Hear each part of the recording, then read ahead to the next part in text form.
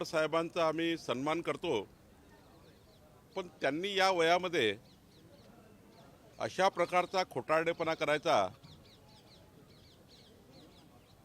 पराभव झाला तर स्वीकारून घ्यायला पाहिजे होता। पण जेव्हा पराभव स्वीकारता येत नाही तेव्हा काहीतरी जनतेला पुन्हा कन्फ्यूज करण्याचं आणि कन्फ्यूज करून पुन्हा एकदा आपलं अपयश लपवण्याचं काम अशा प्रकारच्या कृत्यामधून करण्याचा प्रयत्न शरद पवार साहेब करतायत। विधानसभेमध्ये प्रचंड मोठा पराभव जनतेने नाकारलं आणि म्हणून आता येणाऱ्या स्थानिक स्वराज्य संस्थांच्या निवडणुकीमध्ये पराभवाची भीती आणि मग यामधून जनतेला कन्फ्यूज करून आपल्या स्थानिक स्वराज्य संस्थेमध्ये पुन्हा आपली जमानत वाचवण्याकरता शरद पवार साहेब धडपड करतायत। आणि मार्कडवाडीमध्ये आलेले लोक कोण आहेत? पवार साहेबांचे कार्यकर्ते आहेत। जनता कुठे आहे? जनतेने तर विधानसभेला दाखवून दिलं की लोकसभेचा खोटारडेपणा जो होता तो जनतेने नाकारला आणि विधानसभेला जनतेने आम्हाला भरभरून मतं दिले आहेत। मग एवढंच आहे तर मार्कडवाडीमध्ये यापूर्वी ज्या ज्या निवडणुकीमध्ये ईव्हीएमवर मतदान झालं त्या मतदाराची आकडेवारी जर बघितली तेव्हा का आक्षेप घेतले नाही? मार्कडवाडीमध्ये एकदाच मतदान थोडी झालं आहे, अनेक निवडणुकीत मतदान झालं आहे। मग स्थानिक स्वराज्य संस्थात ईव्हीएमवर झाला आहे, त्यानंतर विधानसभेत ईव्हीएमवर मतदान झालं आहे, मशीनवर मतदान झालं आहे, त्यानंतर विधानसभेत झाला आहे, लोकसभेत झाला आहे, अनेक लोकसभेत अनेक विधानसभेत मतदान झालं आहे, तेव्हा आक्षेप घेतला नाही। पण जाणून बुजून जाणीवपूर्वक या महाराष्ट्राला पुन्हा एकदा या महाराष्ट्रामध्ये आपल्या या ईव्हीएमवर मशीनवर दोष देऊन पुन्हा एकदा आपलं अपयश लपवण्याचं पाप पवारसाहेब करतायत। मला वाटतं जनतेला सारं समजलं आहे किती नौटंकी केली राहुल गांधींनी केली, पवारसाहेबांनी केली किंवा अजून त्यांच्या महाविकास आघाडीच्या नेत्यांनी केली। महाराष्ट्र नौटंकीला कंटाळला आहे, महाराष्ट्र विकासाच्या बाजूने आहे, महाराष्ट्राला महायुतीकडनं अपेक्षा आहे आणि महायुतीचं सरकार देवेंद्रजींच्या नेतृत्वामध्ये या महाराष्ट्राला प्रचंड ताकदवान आणि महाराष्ट्र हा देशातला क्रमांक 1 राज्य करण्याकरता आम्ही काम करणार आहोत। सर, उत्तम जानकर म्हणतात की मी राजीनामा देतो, बॅलेट पेपरवर तुम्ही मतदान घ्या, त्यासाठी मी तयार आहे। असा आहे, हा खोटारडेपणा आहे। महामानव डॉक्टर बाबासाहेब आंबेडकरांच्या संविधानाचा अपमान आहे। निवडणुकीमध्ये खरं तर आता लोकसभेचे 31 खासदार निवडून आले महाविकास आघाडीचे, मग ते महाविकास आघाडीचे 31 खासदार त्यांनी राजीनामे दिले पाहिजे ना। तुम्ही खोटारडेपणा करण्याकरता त्या ठिकाणी अशा प्रकारचे उद्योग सुरू केले, मग महाविकास आघाडीचे जे जे लोक ईव्हीएमवर निवडून आले, ईव्हीएमवर जे जे लोक निवडून आले त्या सर्वांनी राजीनामे दिले पाहिजे।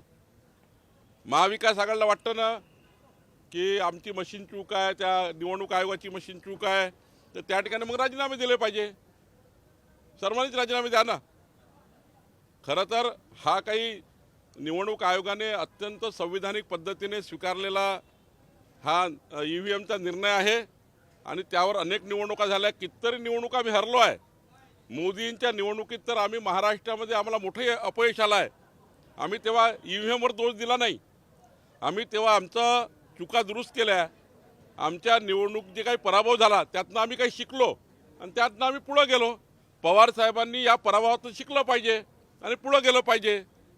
खोटेपणा किती कराल तुम्ही आणि या वयात किती खोटेपणा कराल असं मला वाटतं। सर, मराठी भाषिकांचा महामेळावा होणार आहे बेळगावात आणि त्या बेळगावातल्या देखिए, शरद पवार साहब इन्होंने हार स्वीकार कर लेनी चाहिए। उनका बहुत बड़ा नुकसान ये चुनाव में हुआ।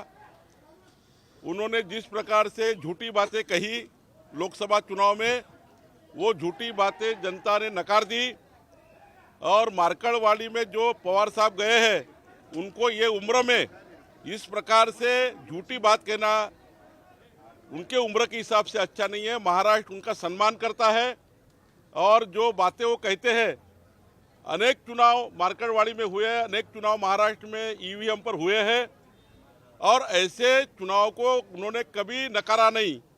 उनके 31 मेंबर ऑफ पार्लियामेंट चुन के आए तब उन्होंने कुछ बोला नहीं। अब रेसिग्नेशन की बात कर रहे, कर लीजिए ना, सारे मेंबर ऑफ पार्लियामेंट महाविकास आघाड़ी के सारे उनके विधायक कर ले। देखिए, संविधान से चुनाव आयोग ने जिस प्रकार से ईवीएम का उपयोग शुरू किया है, इस देश में संवैधानिक पद्धति से, पारदर्शक पद्धति से चुनाव चालू हुए हैं और इस प्रकार से करना, तो ये सारा खेल जो खेला जा रहा है, ये आने वाले जो लोकल पंचायत के चुनाव है, कारपोरेशन के, महानगर पालिका के और पंचायत के, उस चुनाव को अपनी साख बचाने के लिए पवार साहब दौड़ भाग कर रहे हैं। उनको मालूम है कि जिस प्रकार से नकारा गया शरद पवार जी को और महाविकास आघाड़ी को, आने वाले चुनाव में महाविकास आघाड़ी परास्त होने वाली है, जमानत भी नहीं बचेगी, ऐसा होने वाला है, इसलिए दौड़ भाग कर रहे हैं। लातूर में किसानों की जमीन पर वक्फ ने दावा किया, इम्पोर्टेंट सर, लातूर में 103 किसानों की जमीन पर वक्फ बोर्ड ने दावा कर दिया, कह रहे कि हमारी जमीन है, निजामों ने हमें जो है जमीन दी थी मस्जिद की। देखिए, वक्फ बोर्ड ने बहुत बदमाशी की है। कई हिंदू देवता की जगह, कई ट्रस्ट की जगह है, हिंदू संस्थानों के ट्रस्ट की जगह है, कई किसानों की जगह है, जबरदस्ती अतिक्रमण करके वक्फ बोर्ड ने अपना नाम डाला है। पूरा इसका दोबारा डिजिटलाइजेशन होना चाहिए, सारा रिकॉर्ड क्लीन होना चाहिए और इसके लिए जो जो सरकार ने करना है, केंद्र सरकार, राज्य सरकार ने, भारतीय जनता पार्टी ने बार बार केंद्र को भी और राज्य को भी हमने लिखा है कि इसके लिए जो वक्फ बोर्ड ने बदमाशी की है, वहाँ पर हमारी सारी जमीन हड़प ली है। सारी जमीन जो जो नियम के बाहर हड़पी है, सारी जमीन किसानों को और हिंदू देव देवता के ट्रस्ट को और जिसको भी जिस समाज की जमीन ली है, चाहे मुस्लिम हो, चाहे हिंदू हो, चाहे दलित हो, वक्फ बोर्ड ने सभी प्रकार की जमीन अपने कब्जे में ली है, वो सारी छोड़नी चाहिए और उसके लिए सरकार कड़ी कार्रवाई करेगी। मामले में आप जांच करेगी महाराष्ट्र सरकार? बिल्कुल करना चाहिए। महाराष्ट्र सरकार और केंद्र सरकार को मैं विनती करूंगा, हमारी पार्टी से मैं विनती करूंगा, कड़ी जांच होनी चाहिए और सारी जमीन जिनकी मालकियत है उनको वापस मिलनी चाहिए। देश विदेशातील प्रत्येक घडामोडींचे लाईव्ह अपडेट मिळवण्यासाठी आता साम टीव्हीच्या सर्व सोशल मीडिया प्लॅटफॉर्मला लाईक, फॉलो आणि सबस्क्राईब करा। तसंच सर्व नोटिफिकेशनसाठी बेल आयकॉन प्रेस करायला विसरू नका।